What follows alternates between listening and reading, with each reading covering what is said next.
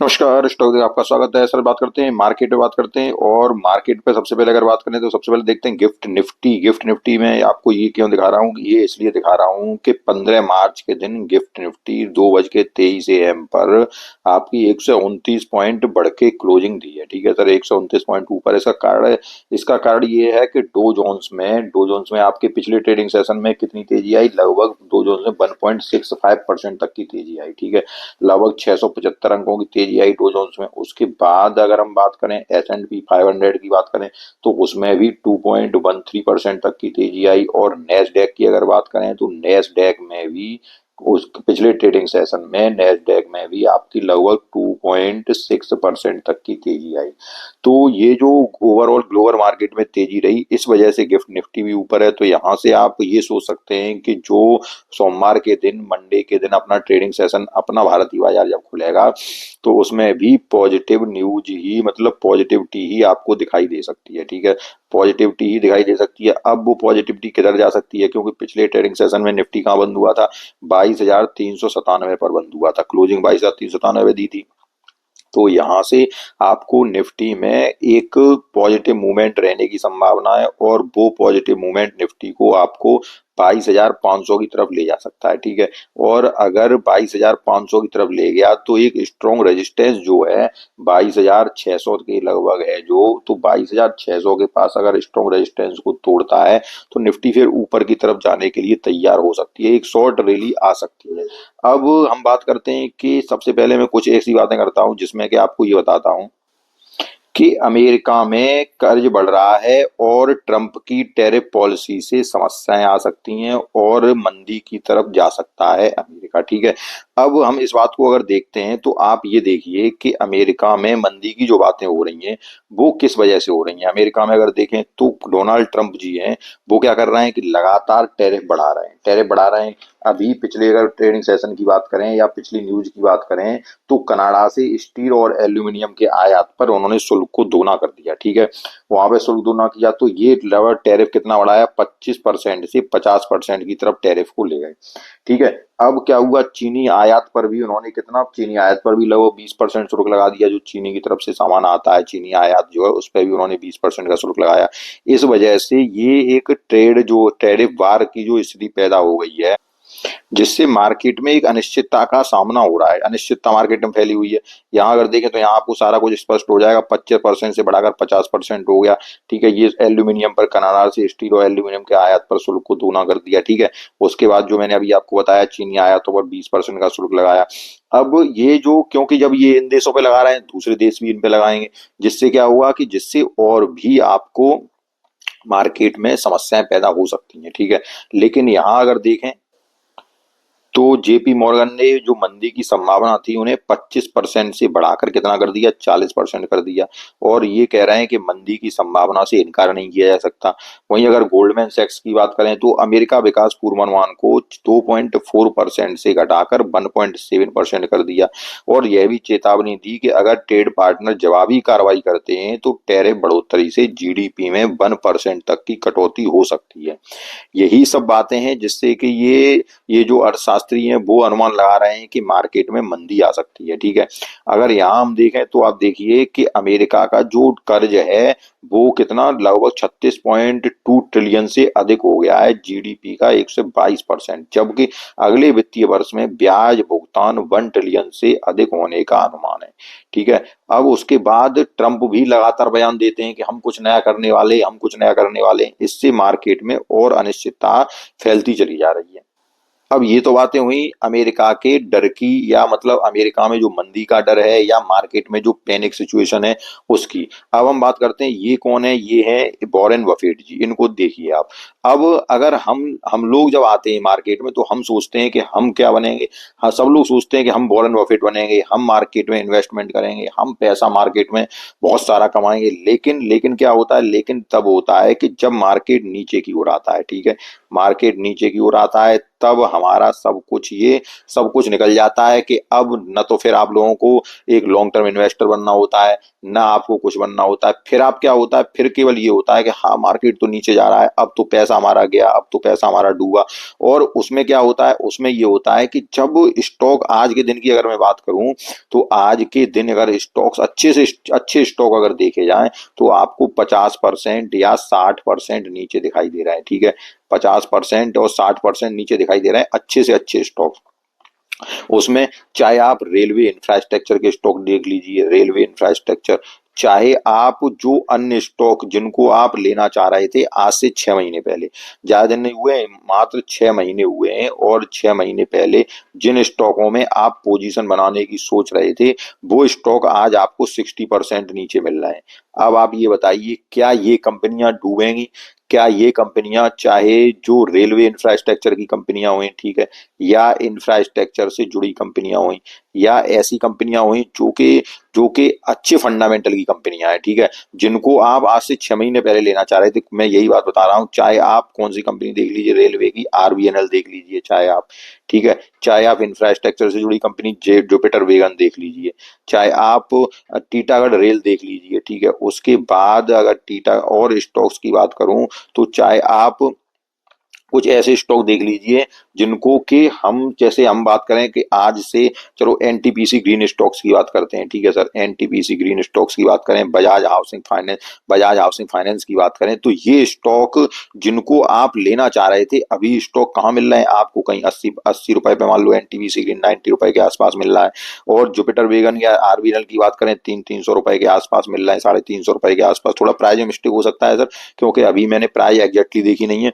तो मैं उनकी बात कर रहा हूँ, आपको वो समझाना चाह रहा हूँ जिसमें कि आप डर रहे हैं। जब हम मार्केट में आते हैं तो हम सोचते हैं कि हम वॉरेन बफेट बनेंगे, हम विजय केडिया जी बनेंगे, हम कौन बनेंगे, हम स्टॉक्स को 5 5 साल होल्ड करेंगे, लेकिन जब स्टॉक नीचे आने लगते हैं तो सब हमारी जो हम कहना चाहते हैं वो सब हमारा गायब हो जाता है। और फिर हम क्या करते हैं, फिर हम ये देखते हैं कि अब हम इंतजार करें कि मार्केट कब ऊपर की ओर जाएगा, ठीक है, तो हम देखते हैं कि मार्केट कब ऊपर की ओर जाने लगे, और कब मार्केट, फिर क्या होता है, मार्केट जाने लगता है ऊपर की ओर, और मार्केट ऊपर की ओर जाने लगता है तो वही स्टॉक जो अभी 300 का मिल रहा है, ठीक है, अब उनमें क्या होता है कि उनमें 30 40 50% की तेजी हो जाती है। मान लो कहाँ पहुंच गया, फिर से वो 600 पे पहुंच गया आरबीएनएल। अब हम क्या करेंगे, अब हम कहेंगे यार अब मार्केट सही हो रहा है, अब आरबीएनएल को लो। तो आपने कहाँ लिया? ये रिटेल इन्वेस्टर की कहानी बता रहा हूँ, जो हम लोग करते हैं, जो जो आप में से सारे लोग गलतियां करते हैं, और जो ये गलतियां नहीं करते हैं, ठीक है, स्मार्ट इन्वेस्टर जो ये गलतियां नहीं करते, वॉरेन बफेट जी ये गलती नहीं करते, जिनको कि आप अपना आदर्श मानते हैं, आप राकेश झुनझुनवाला जी की बात करें तो वो लोग ये गलतियां नहीं करते, आप किनकी बात करें, और विजय केडिया जी की बात करें तो वे लोग ये गलतियां नहीं करते। अब हम लोग कौन सी गलती करते हैं? हम लोग बनने तो यही आते हैं, हम लोग जब मार्केट में सोचते हैं तो हम ये बनेंगे, राकेश झुनझुनवाला जी बनेंगे, हम वॉरेन बफेट बनेंगे, और वॉरेन बफेट की किताब और ले आए, हम उनको और पढ़ेंगे, क्या क्या नियम है, क्या क्या सिद्धांत है, लेकिन जब जब ऐसी स्थिति आती है तब हम लोग नीचे चले आते हैं। फिर हम लोग देखते हैं कि मार्केट अब ऊपर जाए तब हम खरीदारी करेंगे, क्योंकि अभी तो यार शांत रहो, अभी थोड़ा सा देखें, मार्केट और गिर सकता है, और गिर सकता है। अब क्या होता है, आप ये देखिए कि लगातार डीआईआई की तरफ से लगातार क्या हो रहा है, लगातार बाइंग चल रही है, ठीक है, अगर एफआईआई लगातार सेलिंग कर रहे हैं तो डीआई की तरफ से लगातार बाइंग हो रही है। अब ये जो बाइंग हो रही है तो बाइंग में काफी लोग, आप और एक बात देखिए, काफी स्टॉक्स ऐसे हैं जिनको के उनके प्रमोटर ही खरीद रहे हैं, ठीक है सर, प्रमोटर के द्वारा ही खरीद रहे हैं, प्रमोटर ही अपने स्टॉक्स को खरीद रहे हैं। और अगर ऐसे स्टॉक्स की अगर आप लिस्ट देखें कि कौन कौन से स्टॉक्स में प्रमोटरों ने बाई किया है, तो आपको पता चल जाएगी कि प्रमोटर कौन कौन से स्टॉक्स में बाई कर रहे हैं। चाहे आप शक्ति पंप का उदाहरण लीजिए, शक्ति पंप स्टॉक्स में काफी प्रमोटरों ने बाई किया। उसके बाद कुछ और स्टॉक्स है, मैं एक लिस्ट बना के दूंगा जिसमें प्रमोटर अपने ही स्टॉक्स को बाई कर रहे हैं। तो जब प्रमोटर बाई कर रहे हैं, उनको उनको नहीं लग रहा है मार्केट गिरावट है, लेकिन हम लोग बाई नहीं कर रहे हैं। हम लोग क्यों नहीं बाई कर रहे हैं? हम लोग इंतजार कर रहे हैं कि मार्केट ऊपर चले, मार्केट ऊपर चले तब हम बाई करेंगे। अभी हमें पैनिक हो रहा है, अभी मार्केट पता नहीं कहीं चला जाए। सर जब मार्केट चलेगा, जब मार्केट में गिरावट होती है, ठीक है, अगर आपके पास फंडामेंटल मजबूत कंपनियां हैं, ठीक है सर, मैं किसी ऐसी वैसी कंपनी की बात नहीं कर रहा हूं, मैं बात कर रहा हूं फंडामेंटली मजबूत कंपनी की, उसके बाद फ्यूचरिस्टिक्स कंपनी की, ठीक है, जिनका फ्यूचर है। अब आप अगर देख लीजिए तो फ्यूचरिस्टिक्स कंपनियों में अगर हम बात करें तो कभी लोग कह रहे हैं कि डिफेंस का समय चला गया, डिफेंस का समय चला गया। सर डिफेंस का समय कभी कभी नहीं जाएगा। अगर हम लोग रहेंगे, अगर कोई भी इकोनॉमी जिंदा रहेगी, कोई भी देश रहेगा, तो डिफेंस का समय कभी नहीं जाने वाला। अगर हमारा देश मजबूत रहेगा, अगर हम भारत की अगर अपने की बात करें तो भारत अगर विकसित बनेगा, हमारा राष्ट्र विकसित बनेगा और विकसित बनेगा ही। और ये तो 100% है कि विकसित भारत को होना ही है।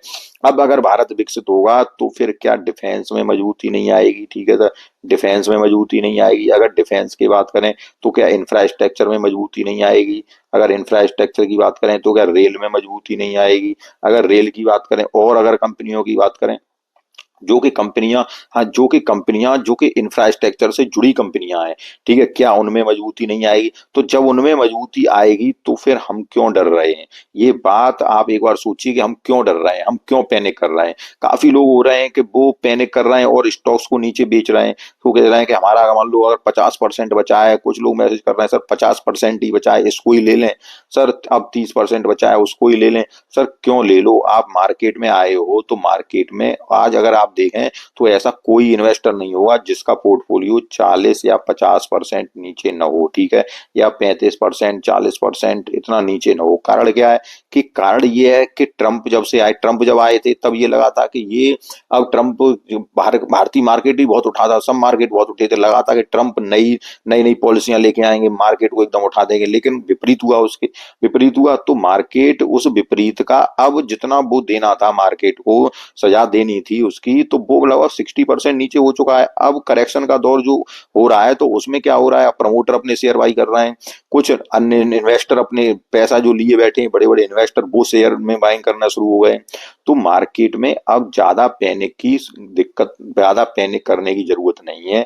अगर आपके पास, अब दूसरी बात, अगर जिनके पास स्टॉक थे उनका 50% या 60% नीचे हो गया स्टॉक, या 55% नीचे हो गया, तो वो तो शांति से बैठे ही हुए, क्यों? उनके हाथ में अभी कुछ करने को है नहीं है, ठीक है।